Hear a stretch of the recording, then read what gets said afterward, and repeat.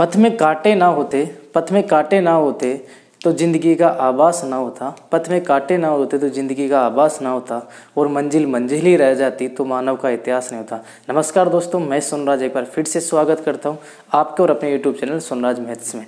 तो आज अपन कुछ पढ़ने नहीं जा रहे। हर बार मैं ये बोलता हूँ कि मैं आज आपको कुछ नया पढ़ाने वाला, आज ये पढ़ाने वाला हूँ, आज ये पढ़ाने वाला हूँ। मैं आज आपको कुछ पढ़ाने वाला नहीं, जबकि कुछ बताने वाला हूँ, ठीक है। और बताने वाला क्या हूँ, एक्चुअली अपने जो भारत की जो एजुकेशन प्रणाली है, शिक्षा प्रणाली है, उसमें कुछ चेंजेज आया है।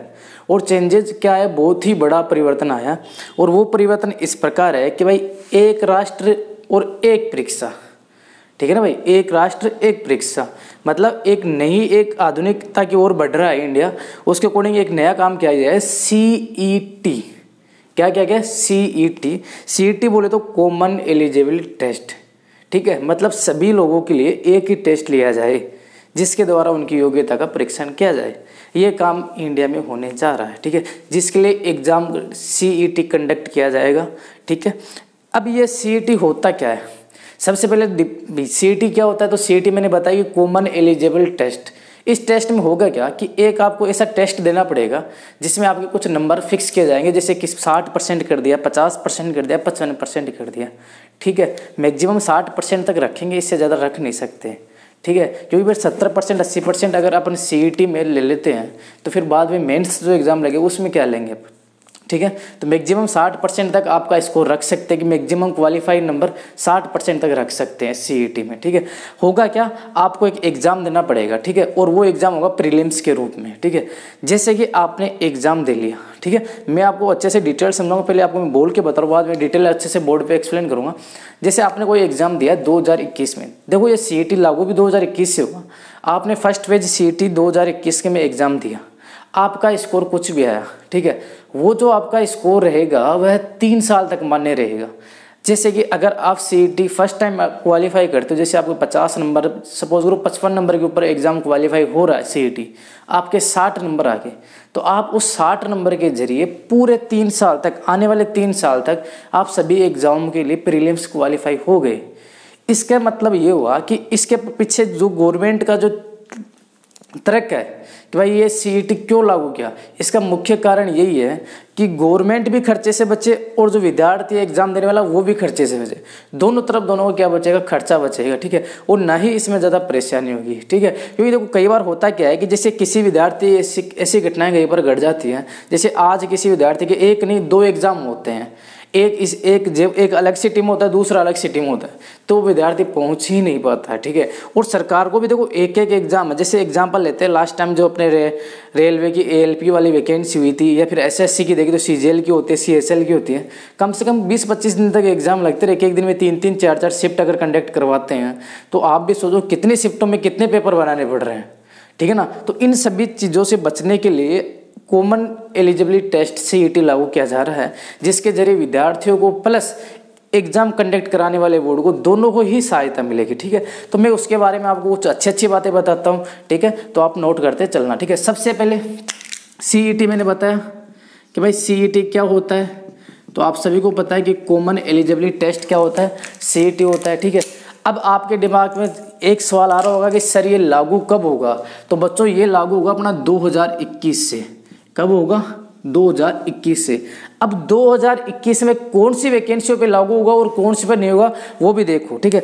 2021 में उन वैकेंसियों के ऊपर लागू होगा जिनके फॉर्म नहीं भरे गए हैं, जिनके फॉर्म नहीं भरे गए हैं, जिनके भरे जाएंगे, ठीक है। जैसे आपने अभी लास्ट टाइम देखो, जो CET है ना, अभी ओवरऑल इंडिया में बहुत से बोर्ड है जो एग्जाम कंडक्ट कराते हैं, लेकिन सेंट्रल लेवल पे जो सबसे बड़े 3 बोर्ड है, ठीक है। 3 बोर्ड कौन से हुए अपने, रेलवे की बात कर ले अपन, बैंक की बात कर ले, और एक SSC। ये 3 बड़े बोर्ड है जो एग्जाम कंडक्ट करवाते, 3 बड़े बोर्ड है जो बहुत से एग्जाम कंडक्ट कराते हैं। फिलहाल CET के तहत 3 ही बोर्डों को ऐड किया गया है, रेलवे, बैंक और SSC, ठीक है। अब इनमें 2021 से लागू होगा, कौन कौन से एग्जाम होगी, कौन कौन से नहीं होगी।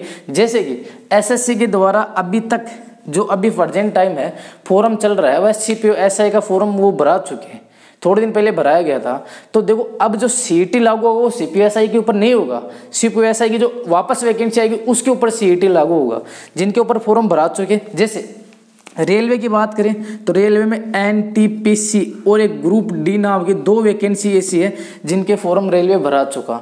तो जब इनकी जो एग्ज़ाम कंडक्ट करवाएगा ना तो वो एग्ज़ाम पुरानी प्रणाली से ही कराना पड़ेगा, उसे प्रीलिम्स भी लेनी पड़ेगी, मेंस भी लेनी पड़ेगी, उन पे सीईटी लागू नहीं होगी। सीईटी उन्हीं के ऊपर लागू होगी जिनका नया फॉर्म भराया जाएगा, दोबारा प्रारंभिक सिरे से काम वो कंडक्ट करवाई जाएगी। ठीक है, जैसे एसएससी के अंदर सीपीएसआई है, सीपीएसआई हुई और +2 के तो एग्ज़ाम लग रहे हैं। ठीक है, और उधर शायद स्टेनोग्राफर के एग्ज़ाम वगैरह हो रखे हैं। तो ये सारी चीज़ें हो रखी है ना, जिसकी अगर एग्ज़ाम की प्रणाली अगर 1% भी स्टार्ट हो चुकी है तो वह पुरानी प्रणाली से ही कंप्लीट होगी। उसके बाद नई विज्ञप्ति आएगी वो अपनी सीईटी से लागू होगी। ये अभी तक का अपना क्या है कि जो अभी तक निर्देश मिले उसके अकॉर्डिंग मैंने आपको बताया। ठीक है, तो पहली चीज़ क्या हुई, सीईटी क्या है, जो मैंने बताया कॉमन एलिजिबिलिटी टेस्ट, सभी के लिए एक टेस्ट होगा, एक राष्ट्र एक परीक्षा। कब से लागू होगी, 2021 से लागू होगी। कौन कौन से बोर्ड पे लागू होगी, 3 बोर्डों पे लागू होगी, रेलवे, एसएससी और बैंक। इन तीनों बोर्डों के द्वारा एग्जाम कंडक्ट किए जाते हैं, इनके ऊपर लागू होगी। इनकी कौन सी वैकेंसियों पे लागू होगी, जो मैंने आपको अभी डिटेल से बताया कि इनकी वो वैकेंसियों पे लागू होगी जिनकी प्रणाली स्टार्ट नहीं हुई है, जिनकी प्रणाली स्टार्ट हो चुकी है उनके ऊपर लागू नहीं होगी अभी। ठीक है, ये 3 चीज़ अपन ने अभी तक देखा। ठीक है, अब मैं इसी के चलते आपको इसके बारे में कुछ नई जानकारियाँ बताता हूँ। जैसे अब आपके एक दिमाग में सवाल आ रहा होगा कि सर कई बच्चे स्टूडेंट ऐसे हैं जिन्होंने ग्रेजुएशन कर रखी है और कई है जिन्हें +2 कर रखी है और कई है जिन्होंने 10th ही कर रखी है, तो उनके लिए क्या निर्देश रहेगा, क्या होगा। तो मैं आपको बता दूं, देखो अभी तक उन्होंने कोई प्रणाली फिक्स नहीं की है कि भाई वो सभी लेवल की सभी जो लेवल होते हैं, जैसे एक 10th लेवल होता है, एक 12th लेवल होता है, एक ग्रेजुएशन लेवल होता है, तीनों लेवल की वो अलग अलग एग्ज़ाम लेंगे या फिर वो एक एग्ज़ाम लेंगे। अभी तक कोई ऑफिशियल नोटिस नहीं आया हुआ है, लेकिन यह माना जा रहा है कि एग्ज़ाम होगी वो 3 लेवल में होगी। कितने लेवल में होगी, 3 लेवल में। जो स्टार्टिंग का लेवल होगा वह होगा 10th पास, जो अपने 10th लेवल की वैकेंसी आती है। उसके बाद में होगा एक 12th लेवल जिसमें +2 लेवल की वैकेंसी आती है, और उसके बाद में होगा वह होगा ग्रेजुएशन लेवल। ठीक है, जिसके अंदर जो आप डिग्री कंप्लीट कर चुके होते हैं उनकी वैकेंसी आती है। ठीक है, अब मैं बात करूं कि इनमें एलिजिबल कौन सा होगा। जैसे मैं आपको बताता हूं कि कोई बंदा है वह 10वीं क्लास पास कर चुका है, 10वीं क्लास पास कर चुका है और वह 10th लेवल की वैकेंसी में बैठना चाहता है, तो उसे फर्स्ट स्टैंडर्ड के एग्जाम सीईटी क्वालिफाई करना पड़ेगा।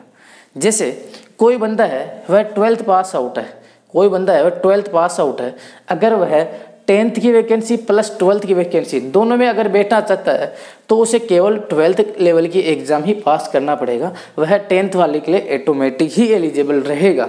ठीक है, यदि इसी केस में अगर बोला जाए कि भाई ग्रेजुएशन लेवल का बंदा है, अगर ये ग्रेजुएट लेवल पे अगर वो सीईटी क्वालिफाई करता है तो ग्रेजुएशन 12th और +10th तीनों स्टैंडर्ड के लिए वह क्वालिफाई रहेगा। मतलब जिस बंदे ने ग्रेजुएशन कर रखी है और उसे क्वालिफाई करता है तो तीनों फेज में एलिजिबल है।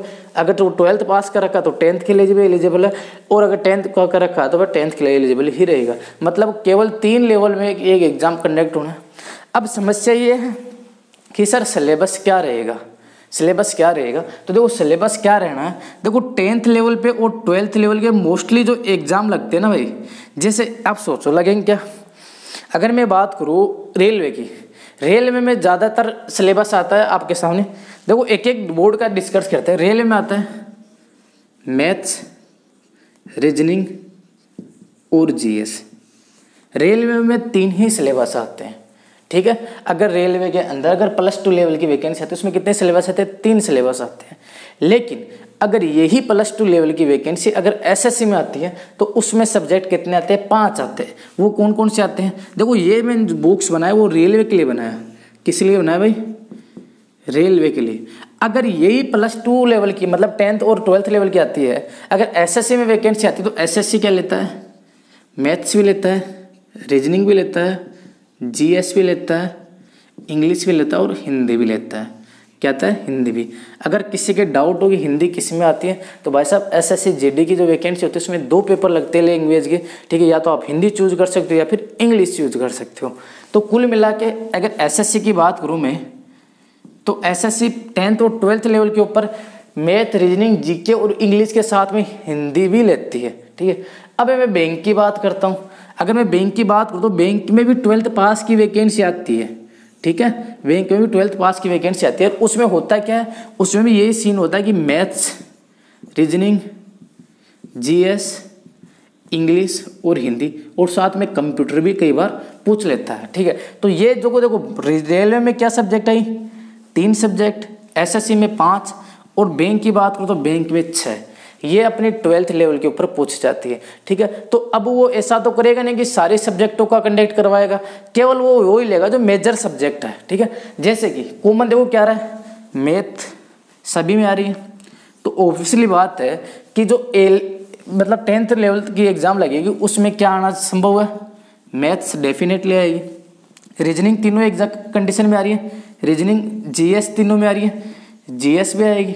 इंग्लिश, हिंदी तीनों कंडीशन, दो कंडीशन में आ रही है, रेलवे में आ नहीं रही, ठीक है। और जो कंप्यूटर है वह किस में आ रहा है, बैंक में आ रहा है। तो अगर अपन इन तीनों का सिलेबस को देखते हुए अगर अनुमानित सिलेबस लगाते हैं 10th और 12th लेवल का, तो देखो वो होता क्या है, आपके मैथ आ रही है वह सभी में आ रही थी, इसमें भी आएगी। रीजनिंग आ रही है और जीएस आ रहा है, ये तो कंपलसरी है, ये तो आएंगे ही आएंगे। मैथ, रीजनिंग और जीएस ये 3 तो आएंगे। इसके अलावा आएगी क्या, इंग्लिश और हिंदी। ये जो 5 सब्जेक्ट है ना भाई, ये 5 सब्जेक्ट ऐसे हैं जो 10th व 12th स्टैंडर्ड के जो सीईटी एग्जाम लगेगा उसके सिलेबस में पूछी जा सकती है। मैथ, रीजनिंग, जीएस, इंग्लिश और हिंदी। अब रही बात कंप्यूटर की, सर कंप्यूटर ऐड क्यों नहीं किया, तो देखो जीएस अगर जहाँ भी पूछी जाती है वहाँ पे कंप्यूटर का 1-2 क्वेश्चन पूछ ही लिया जाता है जीएस में ही, ठीक है। तो ये तो सिलेबस क्लियर हुआ आपका 10th और 12th लेवल का, ठीक है। अब बात करते हैं ग्रेजुएशन लेवल पे। तो देखो ग्रेजुएशन लेवल पे सिंपल सी बात है, मैथ्स, रीजनिंग, जीएस और इंग्लिश, ये जो 4 सब्जेक्ट है, ये 4 सब्जेक्ट ऐसे हैं जो बैंक,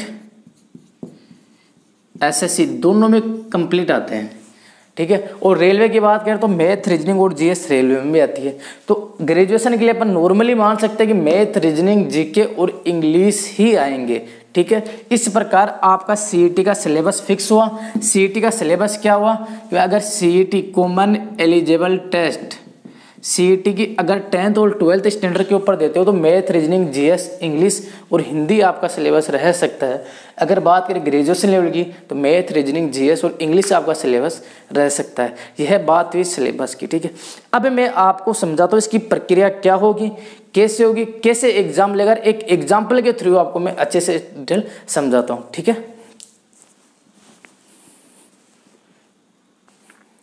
देखो अब मैं आपको बता रहा हूँ कि इसकी प्रक्रिया क्या है, ठीक है। मैं एक एग्जांपल लेता हूँ एक विद्यार्थी के द्वारा कि एक विद्यार्थी है वो किस प्रकार कंडक्ट करवा रहा है एग्जाम, ठीक है। सबसे पहले मैं आपको बता दूँ कि एक एजेंसी है NRA, नेशनल रिक्वायरमेंट एजेंसी, इसके थ्रू आपकी एग्जाम कंडक्ट होगी, ठीक है। NRA नेशनल रिक्वायरमेंट एजेंसी, इसके द्वारा आपकी एग्जाम क्या होगी, कंडक्ट होगी। किस प्रकार होगी मैं आपको बताता हूँ, ठीक है। सपोज करो 2021 से एग्जाम्पल दे रहा हूँ भाई मैं ना, 2021 में आपका पहला एग्ज़ाम लगता है, ठीक है। 2021 में पहला एग्ज़ाम लगता है और आपके नंबर आए 65%। कितना परसेंट आए, 65%।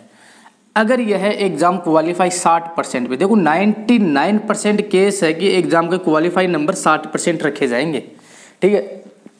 अगर एग्ज़ाम 60% पे क्वालिफाई हो रही है, आपके 2021 में नंबर आए 65%, तो आप सीईटी क्वालिफाई हो चुके। कहने का मतलब ये है कि सीईटी के अंतर्गत आने वाली सभी परीक्षाओं के प्रीलिम्स एग्ज़ाम आपने क्वालिफाई कर लिया। अब आप डायरेक्ट मेंस एग्ज़ाम दोगे, ठीक है। मेंस एग्ज़ाम के बाद में डिपार्टमेंट के ऊपर डिपेंड करता है कि वो क्या प्रोसेस रखता है, क्या सिलेबस रखता है। वो हर बार हर नोटिफिकेशन में चेंज करेगा, केवल और केवल मेंस का, ठीक है। अब सपोज करो आपने यही एग्ज़ाम 2022 में वापस दी, कब दी, 2022 में, और 2022 में आपके जो स्कोर आया वह आपकी स्कोर आ गया 63%। कितना परसेंट आ गया? 63%। अब 2022 में आपका स्कोर क्या हुआ? गट्ठा है, ठीक है। तो आपको यह अधिकार है कि आप अपने मैक्सिमम नंबर आए हैं वो सर्टिफिकेट यूज कर सकते हैं। जैसे आपके अधिकतम नंबर कब आए थे? 2021 में। तो आप जब भी फॉर्म फिलअप करो तो आप चाहो तो 2021 का नंबर डाल सकते हो, चाहो तो 2022 के, डिपेंड करेगा आपके ऊपर कि आप कौन सी ईयर के नंबर डालना चाहते हो, ठीक है। आप अपने मैक्सिमम नंबर ही डालोगे, नॉर्मल सी बात है। अब सपोज करो, देखो जो है 65% स्कोर है ना भाई, ये आपका 3 साल के लिए वैलिड रहेगा। कितने साल के लिए? 3 साल के लिए। चाहो तो आप ये जो प्रीलिम्स पास हो गया इसके बाद आप चाहो तो 3 साल तक एग्ज़ाम दो ही मत, तो भी आपका काम चलेगा।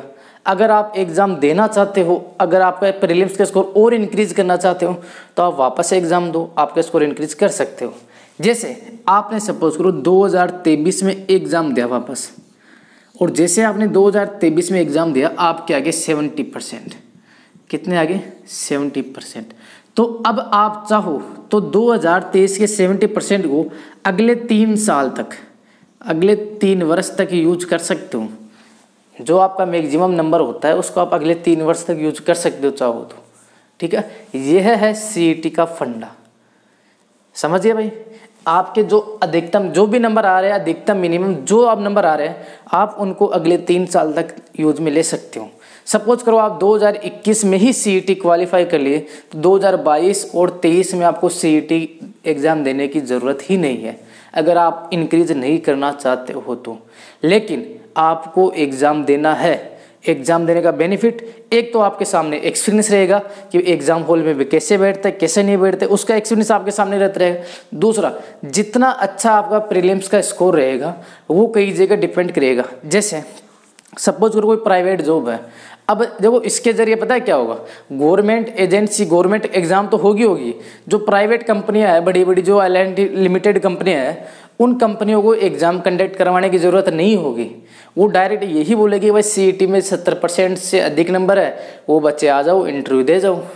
तो वहाँ पे वो एग्ज़ाम नहीं लेंगे, डायरेक्ट इंटरव्यू लेंगे। उस केस में आपका सीईटी का स्कोर बहुत ही ज़्यादा काम आने वाला है, ठीक है। तो देखो सीईटी आपके लिए क्वालिफाई एग्ज़ाम रहेगा, वह प्रीलिम्स की तरह ही काम करेगा। हर एग्ज़ाम का प्रीलिम्स सिर्फ एक रहेगा जिसका नाम सीईटी रहेगा। सीईटी कौन कंडक्ट करेगा? एनआरए कंडक्ट करेगा। एनआरए बोल तो नेशनल रिक्वायरमेंट एजेंसी आपके एग्ज़ाम कंडक्ट करवाएगी, ठीक है। इसमें आपको कुछ नहीं करना है। और रही बात लेवल की, तो मैं आपको बता देता हूँ सबसे घटिया पेपर आज तक का आपका आया ना एग्ज़ाम का, जिस लेवल पे आप ग्रेजुएशन लेवल के ऊपर सबसे घटिया पेपर आया, सबसे घटिया लेवल का पेपर आया, वो लेवल आपके सीईटी का रहने वाला है। आज तक का रिकॉर्ड है। कभी भी देखा, जैसे राजस्थान में एक आरटेट चलती थी, सेंटर में आपके सीटेट चलती है। इनका जो आप एग्जाम का लेवल देखोगे ना भाई, एकदम न के बराबर लेवल है, नॉर्मल लेवल है, ठीक है। तो इस चीज़ के लिए आप बेझिझक टेंशन मत लो। रही बात क्वालिफाई नंबर की, कितने नंबर क्वालिफाई रहेंगे? 100% केस में यही रहेगा कि भाई एग्जाम क्वालिफाई करने के लिए 60% ही रहेगा, क्योंकि आज तक ऐसी कई बार कठिन एजेंसियाँ बनी है। जैसे सीईटी आपके चल रही है उसमें भी 60% है। जैसे राजस्थान में आरटेट चल रही है उसकी भी 60% ही मिनिमम नंबर क्वालिफाइड नंबर मांग रहे हैं, ठीक है। तो यहाँ पर भी जहाँ तक अनुमानित है 60% ही मानेगा। रही बात लेवल की, लेवल एक लो रहेगा, लो लेवल रहेगा, ज़्यादा हाई लेवल नहीं जाएगा। आराम से हर एक बच्चा मिडल टेक्निक वाला बच्चा आराम से निकाल सकता है, जिसमें अच्छा नॉलेज है, आराम से क्वालिफाई कर सकता है, ठीक है। तो सीईटी से घबराओ मत। सीईटी बहुत से लड़कों के लिए एक अवसर बनकर आया है। जैसे आप सपोज करो एसएससी की तैयारी कर रहे हो, ठीक है, एसएससी के लिए प्रीलिम्स निकाले, फिर आप क्या करोगे, एसएससी का मेंस की ही तैयारी करने लग जाओगे। तो मतलब आपका एक पर्टिकुलर लाइन होगी एसएससी।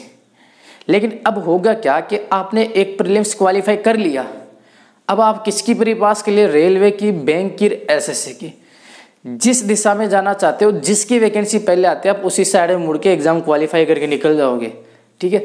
इससे आपका एक तो टाइम बचेगा, वैकेंसी जल्दी क्लियर होगी और कोर्ट में अटकने की संभावना बहुत कम रहेगी, ठीक है। क्योंकि जो लास्ट टाइम जो वैकेंसी आ रही है ना, उनमें एक होती प्रीलिम्स, एक होते हैं मेंस, एक होते इंटरव्यू, और जो लास्ट स्टेप होता है वह कोर्ट का होता है। क्योंकि वैकेंसी कोर्ट में भी तो अटकती है ना, वो स्टेप भी क्लियर करवाना जरूरी हो जाता है। तो ये सब स्टेप पे घट के सिर्फ और सिर्फ प्रीलिम्स और मेंस उसके बाद में ज्वाइनिंग का ही काम रह जाएगा। तो ये सीईटी विद्यार्थियों के लिए बहुत अवसर है। मिडिल क्लास के बच्चे हैं उनके लिए देखो खर्चा भी बहुत ज़्यादा बच जाएगा, वरना प्रीलिम्स देता देता पूरी इंडिया घूम लेता बंदा अगर सेंटर के एग्जाम की तैयारी करे तो। उन सब चीज़ों से बचने के लिए आपका सुनहरा ऑप्शन है, ठीक है। तो मैं यही बोलूँगा, सीईटी आपके लिए एक अच्छा सुनहरा मौका है, बहुत ही अच्छा ऑफर है, इसका बेनिफिट उठाओ, ठीक है। तो मिलते फिर अगले वीडियो के अंदर, ठीक है। Thank you.